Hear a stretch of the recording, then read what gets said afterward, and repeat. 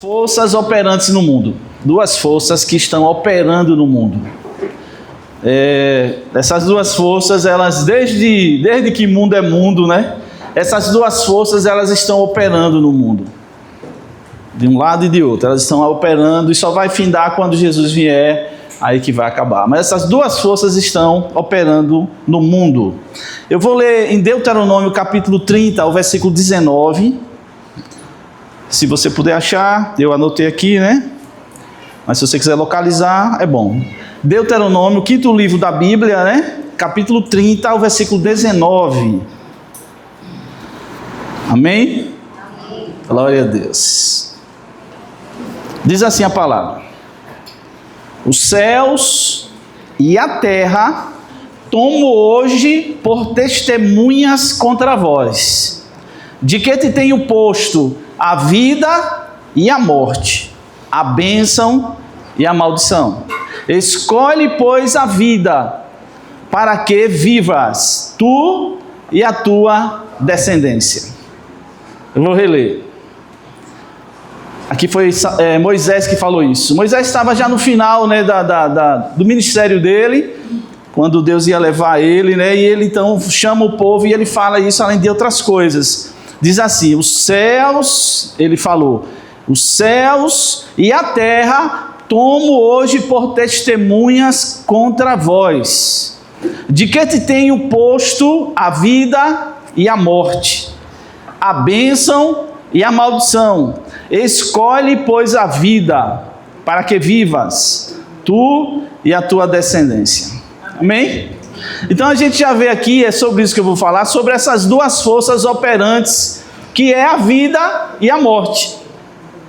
Então a vida e a morte, elas estão na terra, e elas estão sempre fazendo alguma coisa, sempre está fazendo alguma coisa na vida de todo ser humano. A gente fez uma pequena reflexão dessa em um culto, e eu peguei, né, fiz uma mensagem a partir daquela pequena reflexão, e eu vou compartilhar com você. Então, o que é que a gente quer, né? A vida ou a morte? A bênção ou a maldição? Né? Claro que se a gente for perguntar, né, todo mundo vai dizer: eu quero a vida, eu quero a bênção. Mas a gente então vai ver algumas coisas justamente sobre essas duas forças que operam na terra. E eu quero ler com vocês ainda João 10:10. Eu vou citar ele, é bem conhecido. Jesus, ele fala em João 10, e em João 10 é que a gente vai estar trazendo algumas coisas do capítulo 10 de João, que diz assim: o ladrão não vem senão para roubar, matar e destruir. Eu vim para que vocês tenham vida e a tenham em abundância, ou com abundância.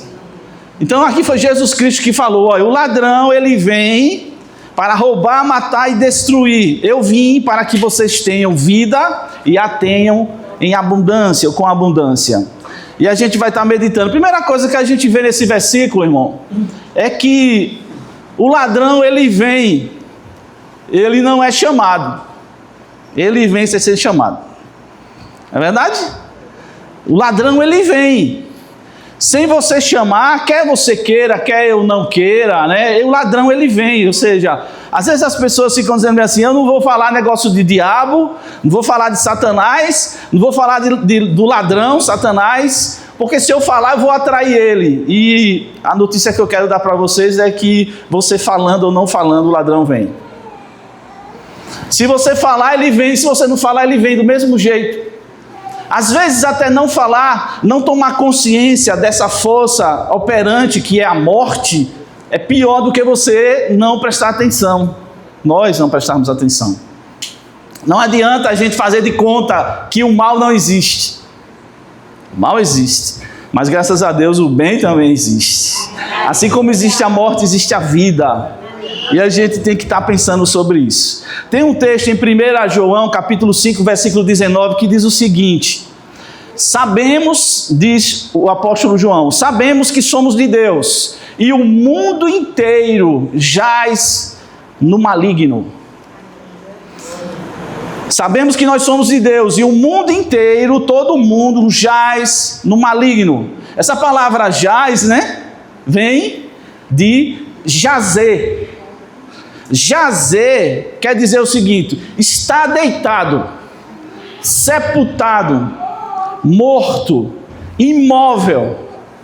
Então a palavra jazer quer dizer isso: está deitado, está morto, está sepultado. E Jesus está dizendo, ou melhor, João está dizendo aqui, né, que o mundo inteiro está deitado, está sepultado no maligno. A gente já ouviu falar isso, alguém chega e diz assim: aqui jaz fulano de tal, né? Quando alguém morreu, você vai no cemitério e você entra lá e você vê uma cova e você diz: aqui jaz Dona Maria, não sei das quantas, tal, nesse lugar. A jaz, ela está ali, ela está enterrada, está morta. E eu vou dizer novamente aqui, amados, João ele fala que o mundo inteiro jaz no maligno, ou seja, está deitado, está como que adormecido no maligno, o mundo inteiro. Só que ele também falou que nós somos de Deus. Por isso que ele diz bem assim: vocês estão no mundo, mas vocês não são do mundo. Porque a igreja não jaz no maligno. Paulo escrevendo, eles bem assim: desperta tu que dormes, levanta-te dentre os mortos e Cristo te esclarecerá. Ele está dizendo aos de Deus, né? Ele diz bem assim: não durma no lugar dos mortos, né? Acorde, desperte. Por quê? Porque o mundo inteiro está como que adormecido, anestesiado, está em um estado de dormência. E se você olhar o mundo dessa visão, você percebe que as pessoas estão como se estivessem, sei lá, enfeitiçadas, eu digo, as pessoas estão enfeitiçadas. Elas estão caminhando para a morte e rindo. Parece que as pessoas estão andando, indo para o precipício, para o buraco, mas elas estão como se estivessem indo para uma festa. Salomão, ele se vê assim, olha: há caminhos que aos homens parecem ser bom, mas o final deles é caminho de morte. Então eu quero que você vá guardando isso aí, nessa questão dessa existência, dessa força operante do bem, ou a vida e a morte. E a gente tem que fazer a decisão do qual lado a gente vai ficar. Então, João 10, ele diz assim: o ladrão, ele vem. Mas depois Jesus disse: mas eu vim. Então, assim como o ladrão veio sem ser chamado, Jesus veio porque era necessário ele vir. Amém, irmãos? Então, o ladrão, ele vem sem ser chamado, mas Jesus também vem. Jesus, na verdade, ele veio. E aí faz toda a diferença na vida da gente. Tem um versículo em João, eu vou citar vários textos, mas eu anotei aqui para ganhar, né, tempo. João 8,44, Jesus ele fala o seguinte: vós tendes por pai ao diabo, e quereis satisfazer os desejos de vosso pai. Ele, o diabo, foi homicida desde o princípio, e não se firmou na verdade, porque não há verdade nele. Quando ele profere mentira, o diabo, ele fala do que ele é próprio, porque é mentiroso e pai da mentira. Então quem é o ladrão? É o diabo. A gente que vai estudar e fazer um estudo do texto, a gente percebe que ele está falando dos mercenários. Mas o espírito de mercenário é o espírito satânico. Espírito satânico. E aqui o texto está dizendo que Satanás ele é homicida, ou seja, ele é assassino. E a gente precisa então estar ligado, irmão, porque a gente está, quer você queira ou não, eu queira ou não, quer você pense nisso ou não, você está digamos assim, no meio dessas coisas. E a gente precisa então se posicionar do lado, claro, do vencedor, que é Jesus Cristo de Nazaré. Mas existem essas coisas. Quem é o ladrão então é o diabo. Por quê? Porque o diabo luta contra a vida. Se tem uma coisa que o diabo não gosta, é de vida. Ele não gosta de ver ninguém feliz, ele não gosta de ver ninguém alegre, ele não gosta de ver alguém vibrante. Ele quer ficar doido para entristecer a gente, para botar a gente para baixo. Isso é coisa do diabo. E aí ele usa os problemas da vida para fazer a gente ficar nessa, para trás, né?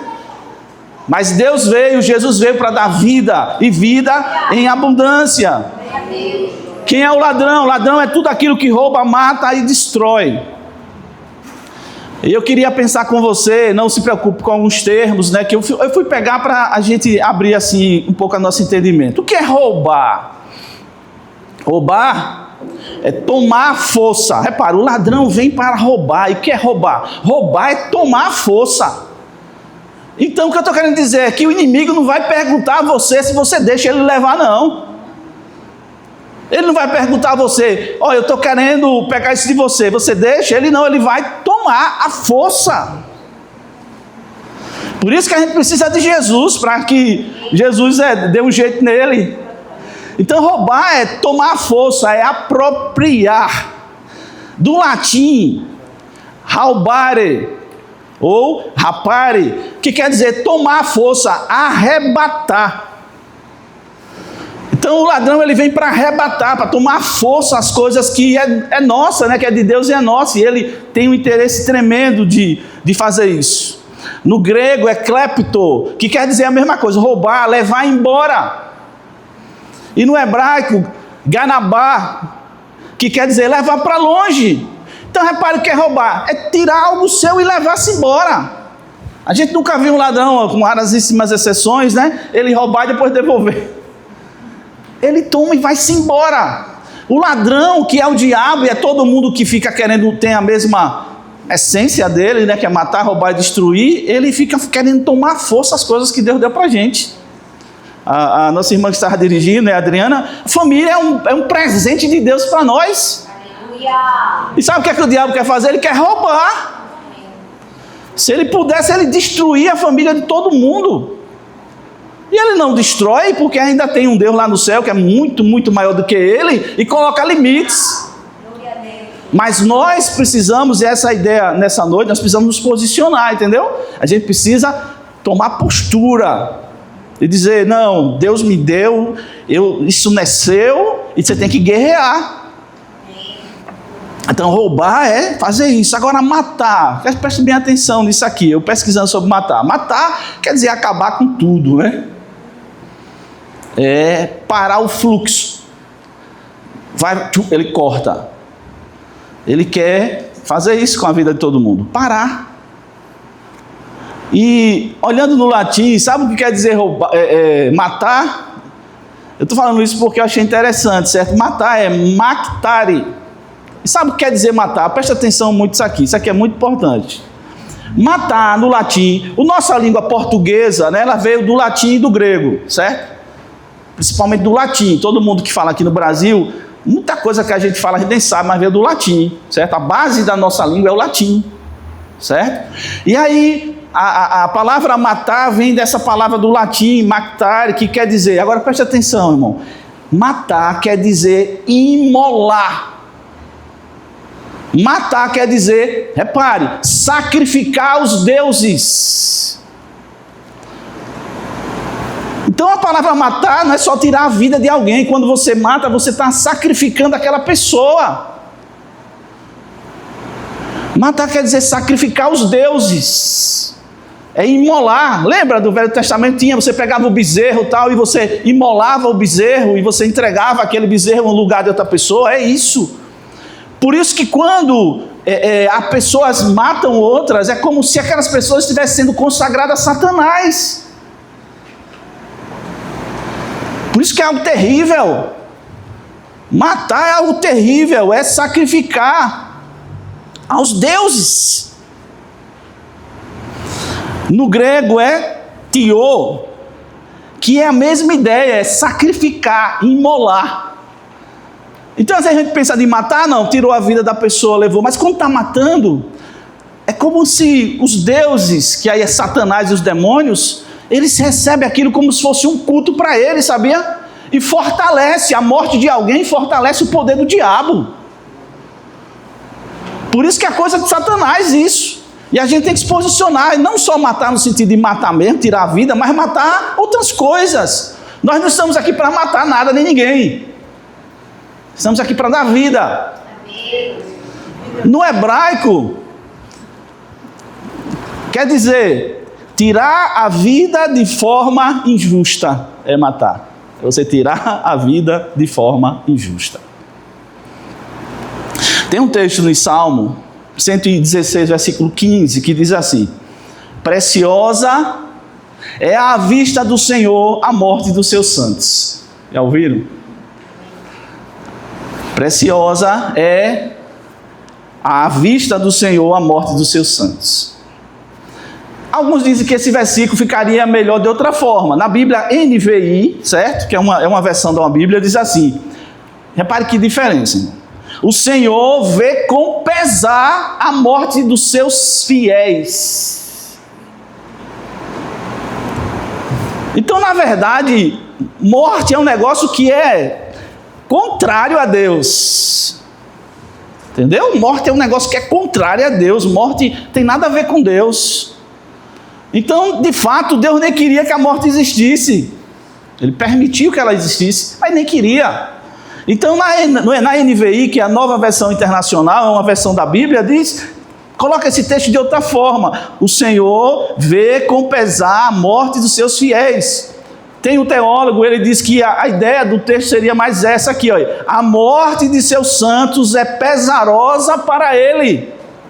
Ele não a consente facilmente. Claro que quem é de Deus morrer é lucro. Mas a morte é um negócio que Deus não gosta dela. A morte é inimiga de Deus, é inimiga de Cristo. É o último inimigo que nós vamos vencê-lo por Cristo.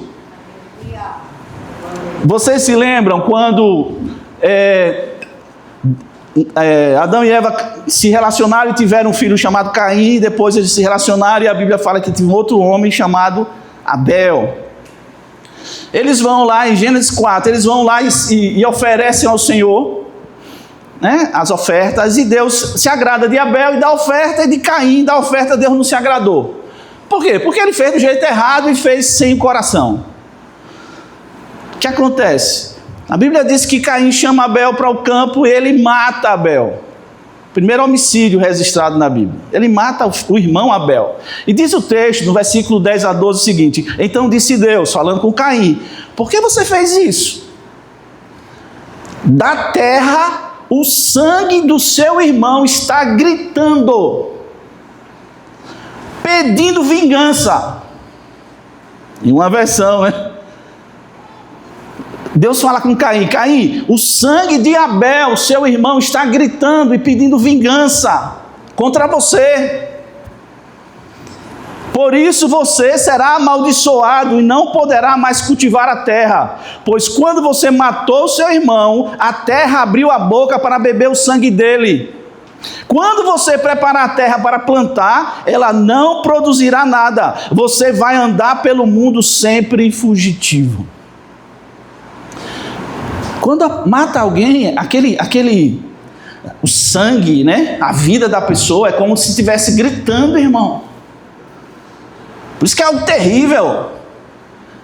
E o sangue dos inocentes ficam gritando aos ouvidos de Deus, dizendo: e aí, Deus, vai fazer o quê? Quando você vai lá para o Novo Testamento, aí fala de Jesus, Hebreus 12, 24, assim, e Jesus, o mediador de uma nova aliança, e o sangue da aspersão, que fala melhor do que o de Abel. Então, quando Jesus ele dá a vida dele, ele derrama o seu sangue, o sangue dele, que é a vida, ela estava também clamando aos céus. Só que, com um clamor um tanto diferente, dizendo assim: Pai, né? Dizendo assim: eu paguei o preço dele, é o sangue da aspersão, é o sangue que cobre o pecado das pessoas. O sangue de Abel estava gritando por justiça, o sangue de Jesus estava pagando a justiça. Mas eu queria que você guardasse isso. Então, matar não é simplesmente tirar a vida de alguém, entendeu? Eu não estou falando aqui que, quando a gente fala, pensa logo em assassino, né, tal. Matar é você sacrificar. João, ele vai mais longe e ele diz bem assim: se você odiar alguém, você é assassino. Né? João fala isso: se você odiar alguém, você é assassino, ou seja, você é homicida. E nenhum homicida terá parte no reino de Deus.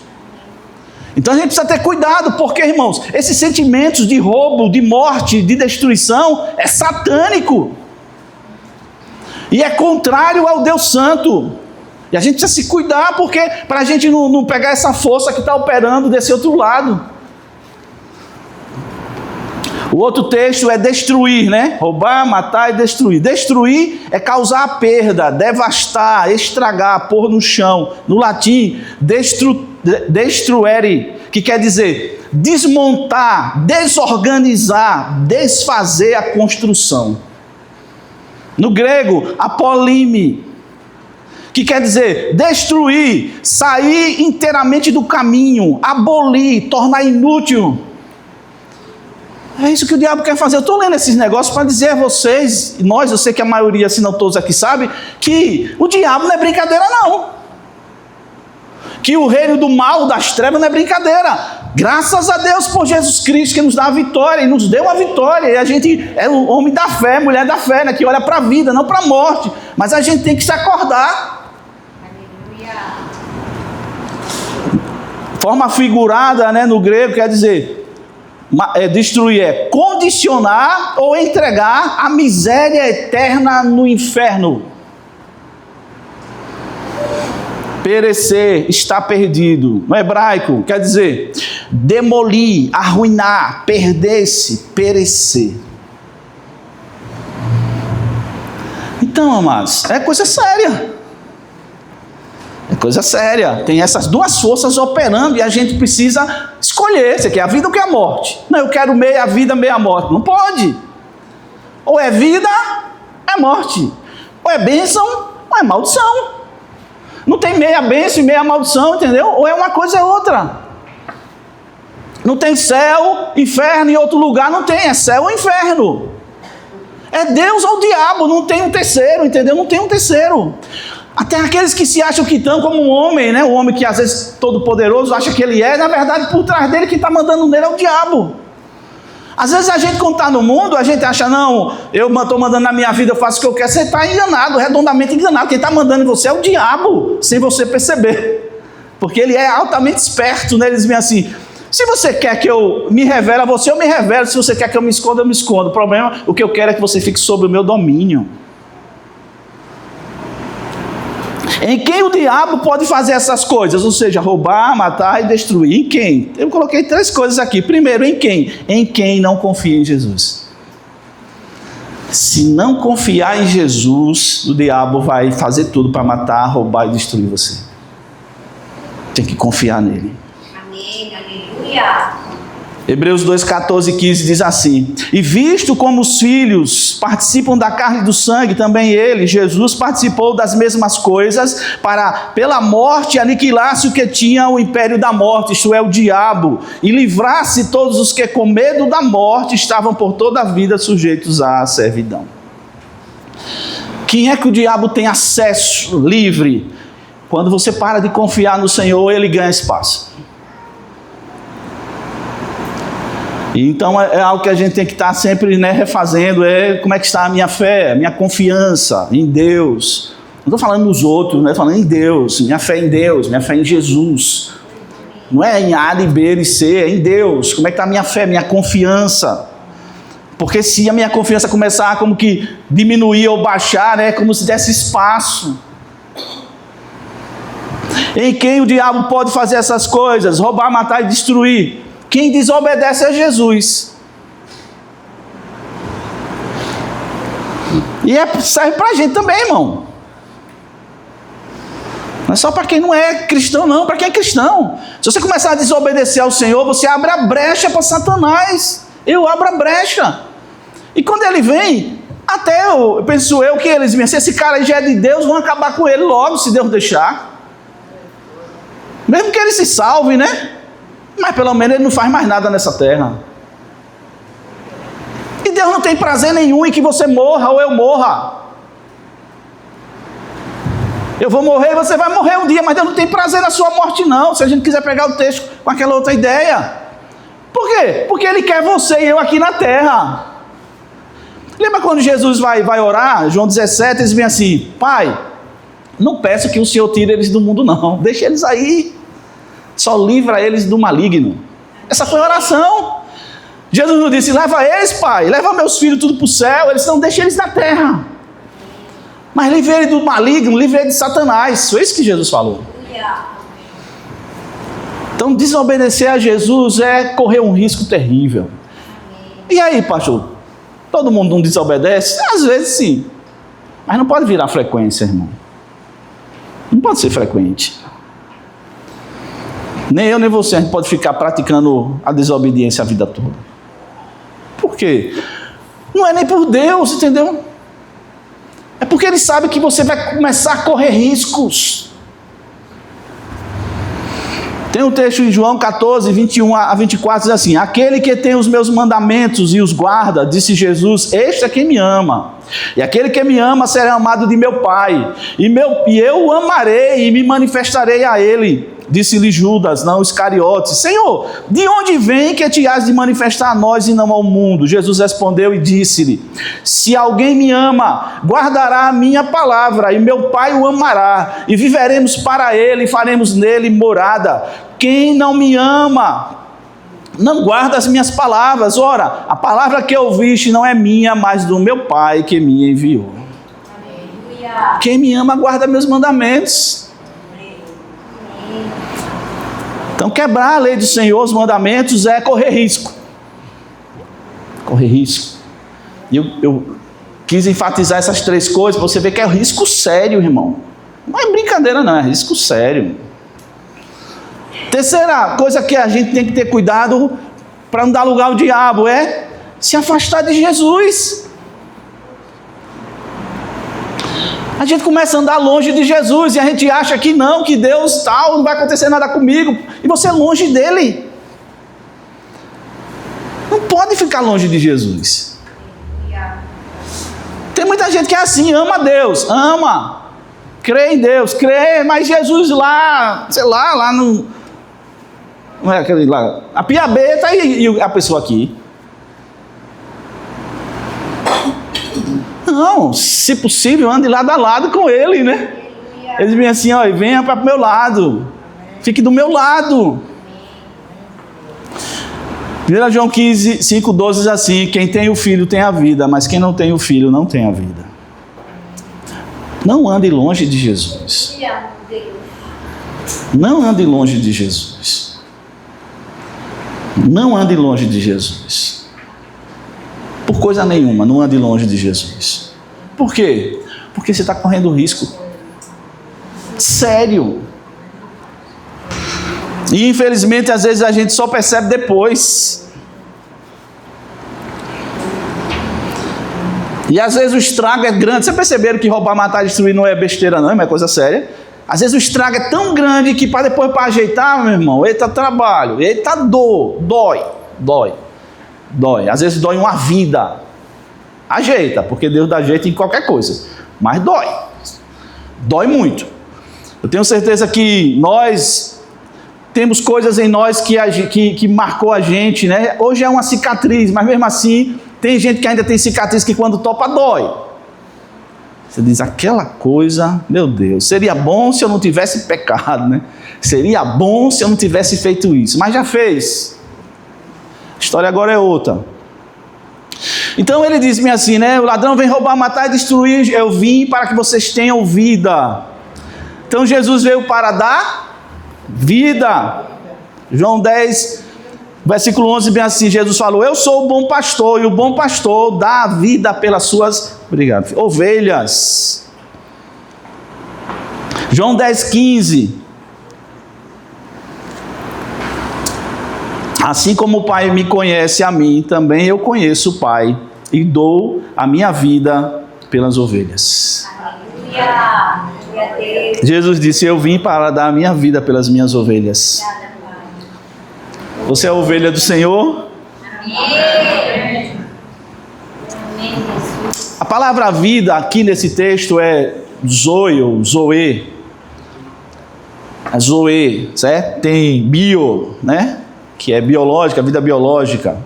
Aqui é zoe, certo? Jesus disse: eu vou vir para dar vida zoe. E o que é essa vida zoe? Estado de alguém que está cheio de vitalidade. Vida real e genuína. Absoluta plenitude de vida. Essência e eticamente. Vida ativa, vigorosa, devota a Deus, abundante, aqui e depois. É isso que é zoe. Então não é uma vida qualquer não que Jesus veio dar. Assim como o diabo veio para fazer essas desgraças, Jesus veio para dar uma vida, mas é uma vida zoe. Não é uma vida só biológica, nem psicológica, é uma vida zoe. É uma vida melhor do que qualquer coisa, irmão. A vida que Deus tem para nós é uma vida muito boa. Às vezes a gente fica na margem, né? Quando Deus tem um rio para a gente fica na margem. Por que que eu não sinto tanto essa vida de Deus? Porque você fica na beirinha. Saia da beira. Saia do raso. Mergulhe. O profeta, ele fala de um rio. E fala que Deus chama o profeta, diz: entre no rio. E ele entra no rio. Só que o rio, ele entra e a água estava lá nos artelhos. Lá no calcanhar. E aí ele anda, e o rio sobe para os joelhos, depois ele entra mais, vai para os lombos, né? Depois sobe para aqui para cima, né? E aí ele percebe que se ele desse mais um passo, não tinha mais chão.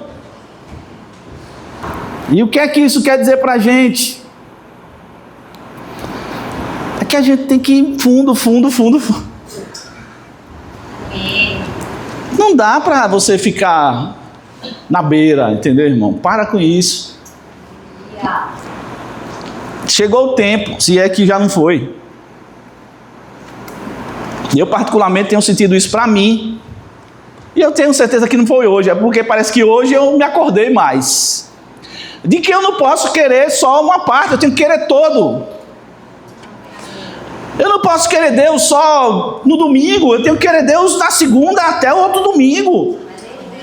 Eu tenho que dormir pensando nele, acordar pensando nele de novo. Tem que ser assim, irmão. Por quê, pastor? Porque está vindo o encontro, entendeu? Dessas duas forças operantes, elas estão começando a chegar mais perto. Você vai ver, a gente comenta e vê na internet, na televisão, como o negócio está assim, é como se tá começando a se encontrar a luz e as trevas, o mal e o bem, o poder de Satanás e o poder de Deus. Claro que Satanás não dá nada para Deus, mas o negócio não é Deus, é a gente. E a gente precisa estar cheio dessa vida, para que quando vier a morte, né, e tudo que ela vem, a gente consiga ir contra ela. Se liguem, queridos. Se liguem, o negócio está sério. Ou não sei se sou eu que estou vendo. Está sério. Muito sério. E não é no Brasil só não, é no mundo todo. É no mundo todo. E o que é que o diabo está conseguindo fazer com muita gente? Fazendo a gente ficar dormindo. Ele está anestesiando a gente, entendeu? Envolve a gente em um monte de coisa normal da vida, a gente fica anestesiado, achando que está tudo bom. Não está tudo bom não, irmão. Não está tudo bom não. Está tudo pegando. E aí, vou ficar com medo? Eu vou fazer de conta que não existe? Não, eu vou me preparar para encarar. E como é que eu me preparo? No Senhor. Tá sério o negócio. Então ele veio para dar essa vida zoe, e é uma vida abundante, que quer dizer plena.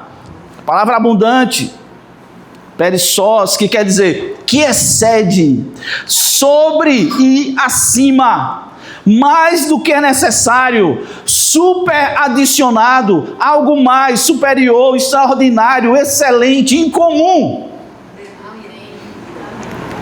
Percebe? Que é muito mais. A Bíblia diz que o Senhor é aquele que faz infinitamente mais, além de tudo que a gente pede ou pensa. Deus tem muito para nós, irmão, muito. E a gente tem que tomar uma posição de mergulhar nesse rio e começar a nadar, mesmo que a gente tenha que, às vezes como o Pedro, Senhor, segura a minha mão que eu vou morrer, mas a gente se jogue. Você não vai se realizar em Deus se você não se jogar na profundidade dele. Não vai, ninguém vai, irmão. E Deus está lhe chamando hoje. Para com esse negócio e se jogue de cabeça. Confie nele. Estou mandando você confiar em homens, não confie no Senhor.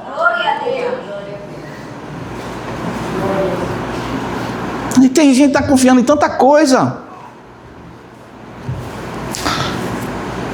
Tem uma frase de um padre, São João Bosco, o nome dele, já morreu, né? 1800, ele viveu em 1800. Que é uma frase que a gente usa, eu mesmo uso ela de vez em quando. Que é assim: a nossa vida é um presente de Deus para nós. O que fazemos dela o nosso presente para Ele. A sua vida é um presente de Deus. O que você faz com a sua vida é o seu presente para Ele. O que é que você está fazendo com a sua vida? Que de fato não é nem sua nem minha, né? A gente está só tomando conta dela. Como mais nada, irmão. O que é que a gente está fazendo com a nossa vida? Será que Deus está recebendo a minha vida e a sua vida como um presente para Ele? Ou seja, Ele está se agradando da minha vida, da sua vida? Eu não estou falando de negócio de perfeição, não, irmão. Quem me conhece nem de santarrão, não, irmão. Estou falando de uma vida de um homem e de uma mulher sujeita às mesmas paixões, mas que crê num Deus que faz descer fogo do céu, faz descer água. E a gente vai precisar entrar nesse negócio, entendeu? Abrir os ouvidos espirituais para escutar o que Ele vai dizer. E falar o que Ele disse. Em Atos 17, 24 a 25 diz assim: o Deus que fez o mundo e tudo que nele há, sendo o Senhor do céu e da terra, não habita em templos feitos por mãos humanas, nem tampouco é servido por mãos humanas, como se necessitando de alguma coisa, pois Ele mesmo é quem dá a todos a vida, a respiração e todas as coisas. Oh, glória! Ele dá tudo a todos. A gente fala, isso é verdade. A questão da vida e da morte, né, ou do bem e do mal, não existe equilíbrio. Não existe equilíbrio. Ok? A vida é muito mais do que a morte. O bem, pensando no bem de Deus, é muito mais do que o mal. Só que aqui que está acontecendo, parece que o mal é maior do que o bem. Parece só, mas não é. E quem é que vai levantar essa bandeira? Você. Eu. Os pequeninos do Senhor vão levantar a bandeira. Não, Ele é maior. A gente tem que levantar essa bandeira, irmão, da fé. E dizer, Ele é maior. A graça é maior que o pecado. Deus é infinitamente maior que o diabo. Ele é. É Ele quem dá tudo a todos. A nossa vida ela vai se tornar um presente para Deus quando nós cremos e seguimos a Jesus. Quer que a sua vida seja um presente para Deus? Creia em Jesus e siga Ele. Só é fácil, né? É só crer nele e seguir Ele. Pronto. Sua vida vai ser, olha, nota 9,9. É só crer e seguir Jesus. Qual é o problema que o diabo está fazendo com a gente? Siga fulano de tal. Olhe para não sei quem. Bom ou ruim? Mano, olhe para Jesus. Aleluia. Onde é que eu vejo Jesus, pastor? Na Bíblia. E não precisa que ninguém lhe ensine, não. O Espírito Santo vai lhe ensinar. Ele que falou isso. Jesus veio trazer vou chamar religião, né? Uma religião diferente. Que não é religião, é muito mais que religião. Ele veio trazer uma mensagem de dentro para fora. Eu gosto disso que ele usou Jeremias, usou acho que Ezequiel, dizendo assim, eu vou dar um novo coração para eles. E eu vou escrever a minha lei no coração deles. E ninguém vai precisar ensinar a ninguém. E nenhum novinho vai precisar pedir ao velhinho para ensinar. Porque eu mesmo vou ensinar tudo a eles. Querido, eu e você, a gente tem Jesus em casa. Aqui na igreja. Na rua, no trabalho. Você tem Ele do seu lado com você. Não é pura religião, entendeu? É muito mais. Meu Deus do céu, é muito mais. Eu fico triste comigo. Por quê? Porque às vezes a gente dá atenção mais aos outros do que a Ele.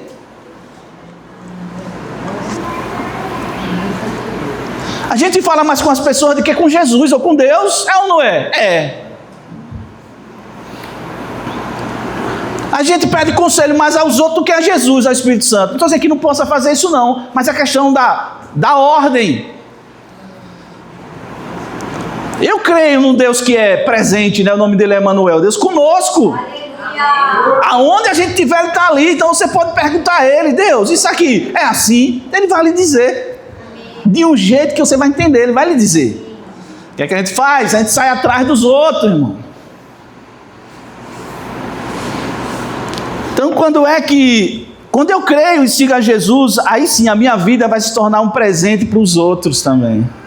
Isso é lindo. Quando eu e você, a gente está no centro da vontade de Deus, sabe o que vai acontecer? A sua vida vai ser um presente para as pessoas. Você vai ser uma bênção na vida das pessoas. Muita gente vai querer se abrigar debaixo das suas sombras. Tem um texto que eu não vou ler, né, mas é Marcos 5, de 1 a 20. Eu gosto desse texto, que fala do endemoniado de Gadara. O cara era perdido pela cepa. Não tinha jeito para aquele cara mais não. Era doido, endemoniado. Não sei quantos mil demônios em cima dele. Desprezado. Nos cemitérios, nuzão. Todo mundo tinha medo do cara. Porque ele era pirado. Mas quando Jesus pisa em Gadara, a vida chegou.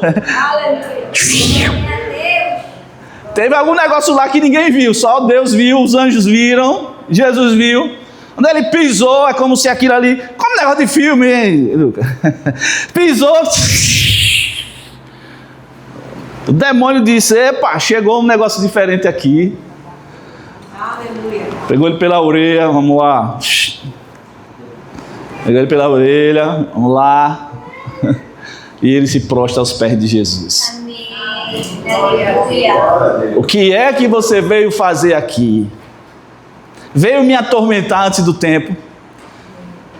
Jesus estava dizendo: caia fora daqui. Eu não quero você mais aqui. Caia fora. Senhor, não, deixa eu ficar aqui. Deixa eu ficar aqui em Gadara. Era uma cidade, Gadara. Deixa eu ficar aqui. Aí ele mostra: tem uns porcos ali. 2.000 porcos. Deixa eu ir. Jesus: tá bom, vá. Receba poder, tem autoridade. Vá. Os cabas saem do demoniado e entra nos porcos. E os porcos saem pirados, doidos e se afogam. 2.000 porcos. No mínimo tinha 2.000 demônios naquele cara. Legião. Era demônio para... Que desgraça, tanto demônio na vida de um cara, meu irmão. Ou seja, a minha vida e a sua vida diante da vida desse cidadão aí é céu já. Você não tem problema nem eu, não tem problema não.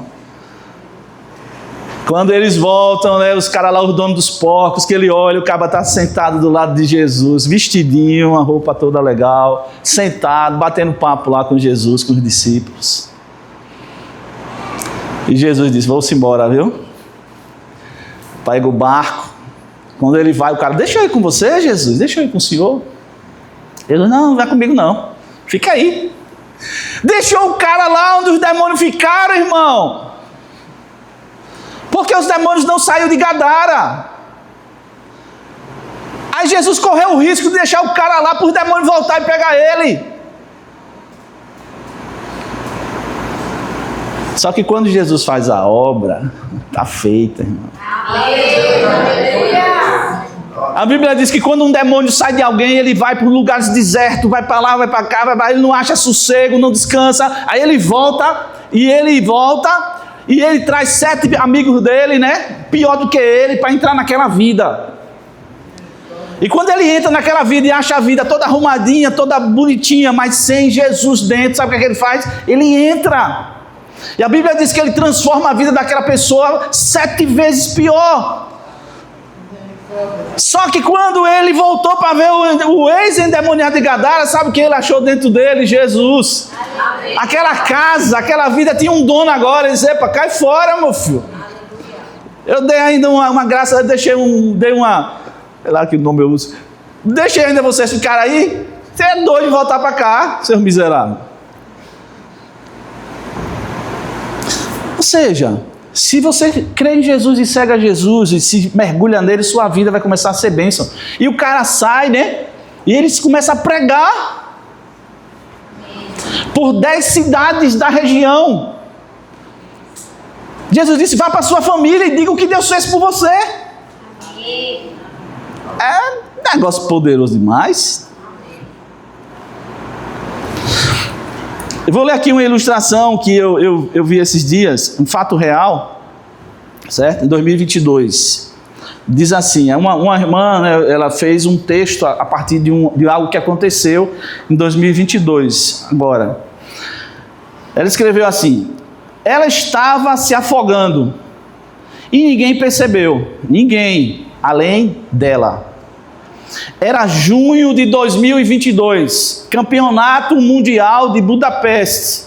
Anita Alvarez, nadadora artística dos Estados Unidos, entregava uma apresentação perfeita, corpo leve, movimentos precisos, uma dança silenciosa debaixo da água, sob a água. Mas ao final não voltou à superfície. Aquelas apresentações que é na piscina, né? Que as meninas ficam, botam a cabeça para baixo, com as pernas para cima. Então ela estava fazendo uma apresentação. Desmaiou. Essa Anita desmaiou. O corpo flutuou por um breve instante.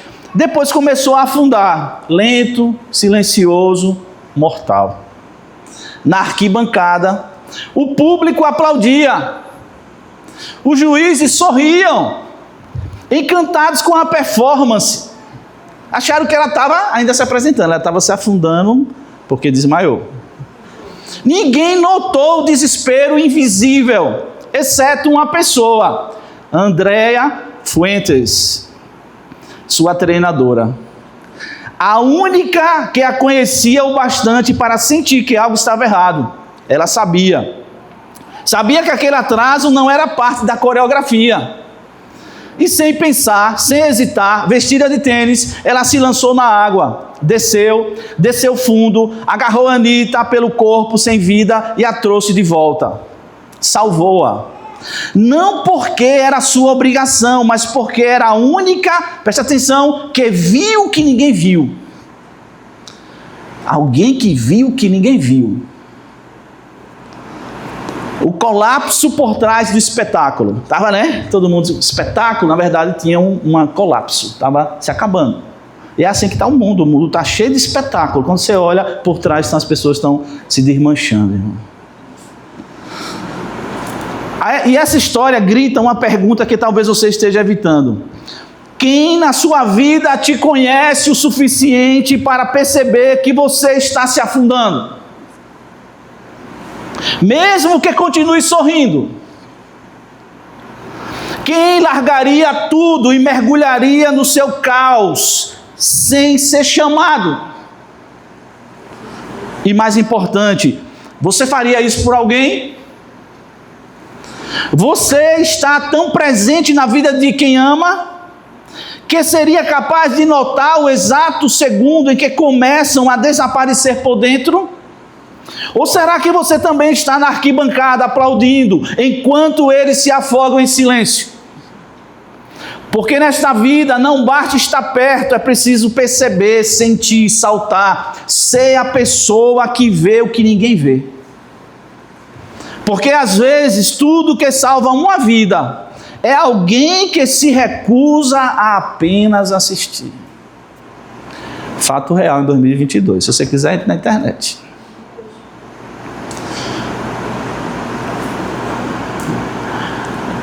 Qual é, e a gente vai para a conclusão, qual é o maior valor da vida, irmão? O maior valor da vida, eu digo que é a continuidade. Ou seja, não cessar. O maior valor da vida é esse, é ela continuar, irmãos. Esse é o maior valor da vida. Em João 10, 17 e 18, Jesus disse assim: por isso o Pai me ama, porque eu dou a minha vida para tornar a tomá-la. Ninguém me tira de mim, mas eu de mim mesmo a dou. Tenho poder para dar e poder para tornar a tomá-la. Este mandamento recebi de meu Pai. Sabe qual é o maior valor da vida? É a vida continuar. É a continuidade. O crente tem isso, né? Ele sabe que se ele morrer aqui, a vida dele simplesmente passa por outra dimensão muito melhor. Continuar. Jesus disse, eu dou a minha vida, mas eu vou tomar de volta. E tomou. Então a gente vê, e aqui eu estou indo para o final, mas a gente vê um negócio que a morte, ela entrou na vida e a matou.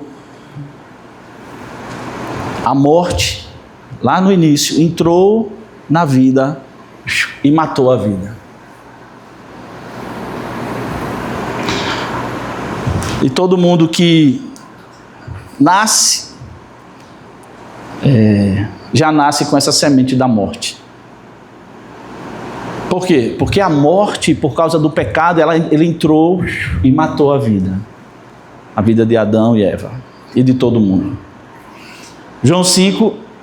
Romanos 5, 12 diz assim: porquanto, como por um homem entrou o pecado no mundo, e pelo pecado a morte, assim também a morte passou a todos os homens, por isso que todos pecaram. A morte entrou pelo pecado e matou a vida.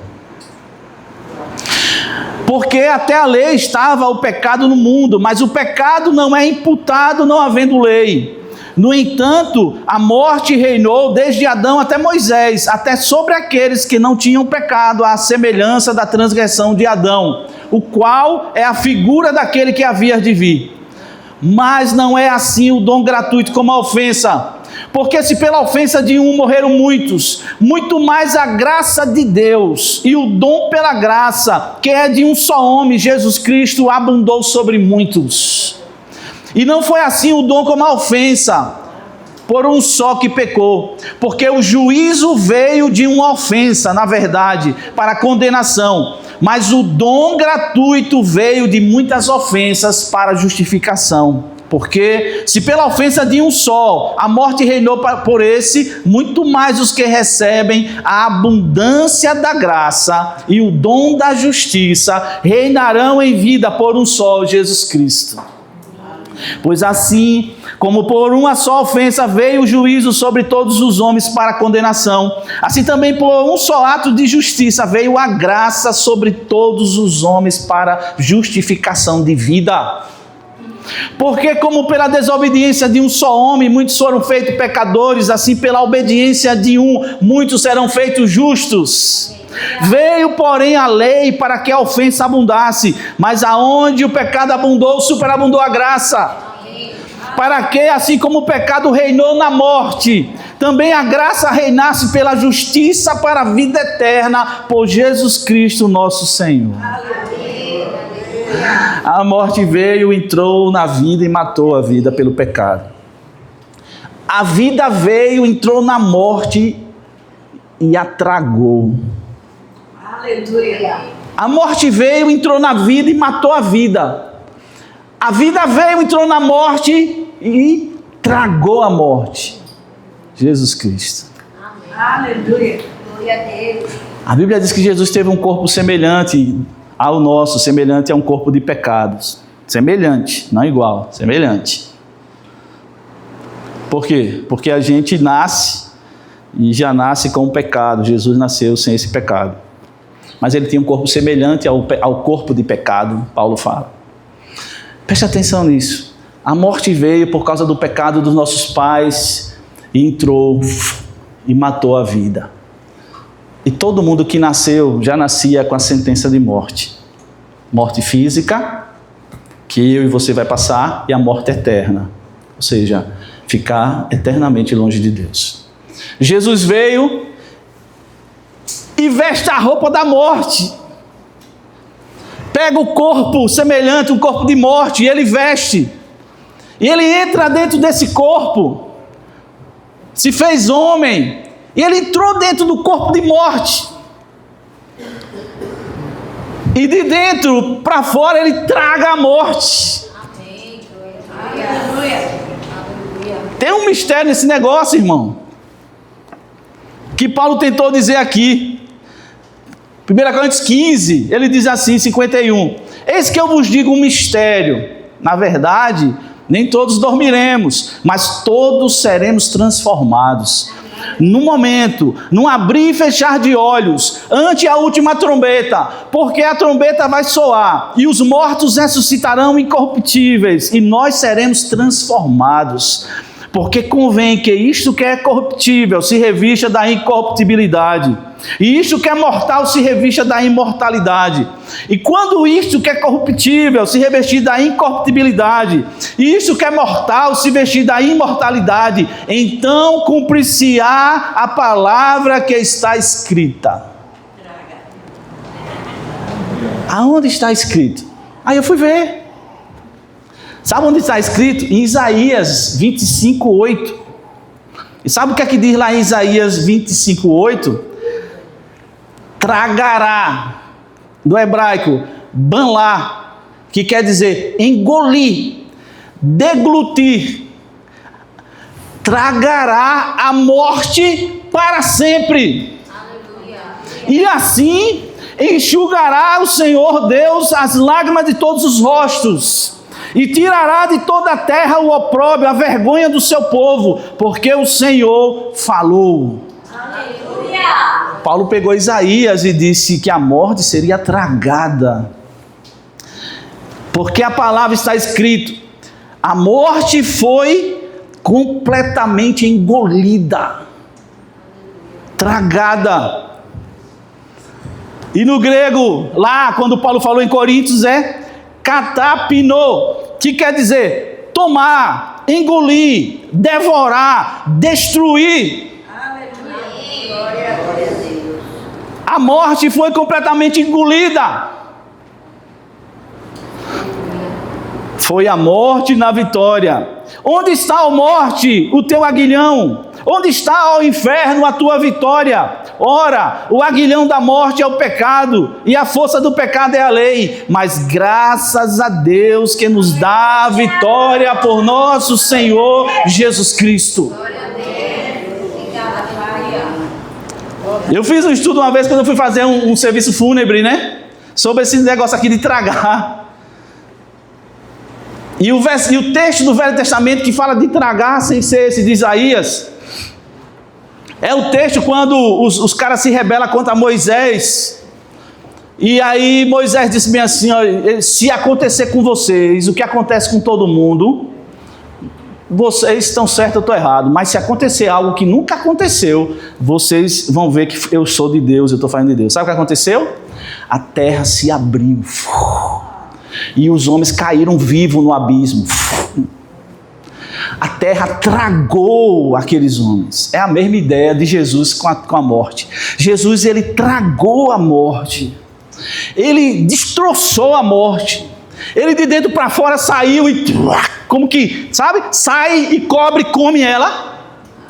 Jesus comeu a morte e disse-me assim, você não vai fazer mais nada. Para quem é meu e quem crê em mim. Nem o corpo deles você vai mais ficar para você, eu vou ficar para mim. E vou dar um corpo imortal e um corpo incorruptível. Eu vim para que você tenha vida abundante. Irmãos, em nome de Jesus, há uma vida diferente para a gente em Cristo Jesus, que começa aqui e nunca acaba. Por quê? Porque o valor da vida era continuar. E o pecado quis barrar, parar. E parou por um tempo, até a manifestação de Cristo Jesus. Amém. Que veio para destruir a morte. Que é o último inimigo que nós vamos ter que pisar na cabeça dele. E encerro com esse texto, irmão. Apocalipse 1, versículo 12. Disse Jesus... João fala, virei-me para ver a voz que falava comigo. João estava ouvindo uma voz. Virando-me, de 7 castiçais de ouro. Isso é em Apocalipse. No meio dos 7 castiçais, um semelhante ao Filho do Homem, vestido até os pés de roupa comprida, cingido pelos peitos com um cinto de ouro. A sua cabeça, cabelos brancos, eram brancos como a lã branca, fala da eternidade, como a neve, e os seus olhos como chama de fogo. E os seus pés eram semelhantes a latão reluzente, como se tivesse sido refinado numa fornalha, e a sua voz como a voz de muitas águas. E ele tinha na sua mão, na destra, 7 estrelas, e da sua boca saía uma espada afiada de 2 gumes, e o seu rosto era como o sol quando na sua força resplandece. E quando eu o vi, caí a seus pés como morto, e ele pôs sobre mim a mão direita, a destra, dizendo-me: não temas, eu sou o primeiro e o último. E o que vivo, fui morto, mas eis aqui estou vivo para todo sempre. Amém. E tenho as chaves da morte e do inferno. Jesus Cristo. Meu Deus, fique em pé, queridos. Meu Deus, ajuda a gente, ajuda, Espírito Santo, a gente. Ajuda a gente, Espírito Santo.